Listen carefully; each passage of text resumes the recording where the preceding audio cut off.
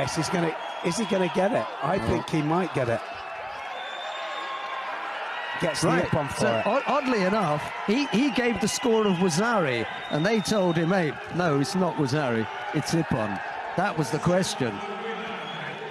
So from one angle, we couldn't see the actual foot going in. It looked like just the uranagi, but the foot made all the difference in the end. What a great result for him. And Emomali, the winner by Ippon then. Right, we'll have a chance to talk you through that in the replay, just to clarify exactly what went on there. But yes, there is the hook in by Emomali that brings Nuralii down onto his back.